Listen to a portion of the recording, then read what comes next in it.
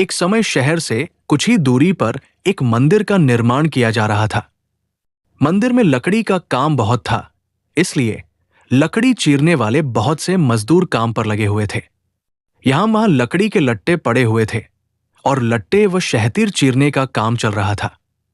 सारे मजदूरों को दोपहर का भोजन करने के लिए शहर जाना पड़ता था, इसलिए दोपहर के समय 1 घंटे तक वहां कोई नहीं होता था।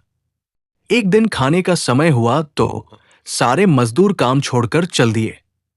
एक लट्टा आधा चिरा रह गया था। आधे चिरे लट्टे में मजदूर लकड़ी का कीला फंसाकर चले गए। ऐसा करने से दोबारा आरी घुसाने में आसानी रहती है। तभी वहां बंदरों का एक दल उछलता कूदता आया। उनमें एक शरारती बंदर भी था, जो बिना मतलब चीजों से छेड़छाड़ करता रहता था। पंगे लेना उसकी आदत थी। बंदरों के सरदार ने सबको वहां पड़ी चीजों से छेड़छाड़ न करने का आदेश दिया।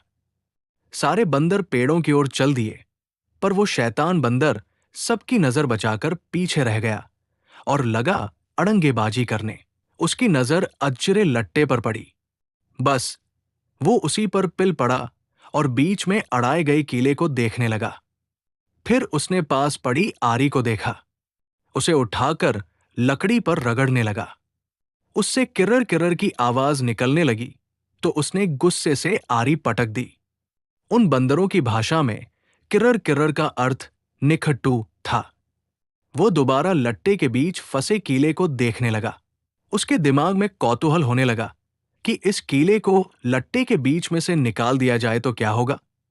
अब वो कीले को पकड़कर उसे बाहर निकालने के लिए जोर आजमाइश करने लगा। लट्टे के बीच फंसाया गया कीला तो 2 पाटों के बीच बहुत मजबूती से जकड़ा गया होता है, क्योंकि लट्टे के 2 पाट बहुत मजबूत स्प्रिंग वाले क्लिप की तरह उसे दबाए रहते हैं। बंदर खूब जोर लगाकर उसे हिलाने की कोशिश करने लगा। कीला जोर लगाने पर हिलने व खिसकने लगा तो बंदर अपनी शक्ति पर खुश हो गया। वो और जोर से खौं-खौं करता कीला सरकाने लगा। इस धींगा मुश्ती के बीच बंदर की पूंछ 2 पाटों के बीच आ गई थी, जिसका उसे पता ही नहीं लगा। उसने उत्साहित होकर एक जोरदार झटका मारा और जैसे ही कीला बाहर खिंचा, लट्टे के 2 चिरे भाग फटाक से क्लिप की तरह जुड़ गए और बीच में फंस गई बंदर की पूंछ। बंदर चिल्ला उठा। तभी मजदूर वहां लौटे। उन्हें देखते ही बंदर ने भागने के लिए जोर लगाया तो उसकी पूंछ टूट गई। वो चीखता हुआ टूटी पूंछ लेकर भागा।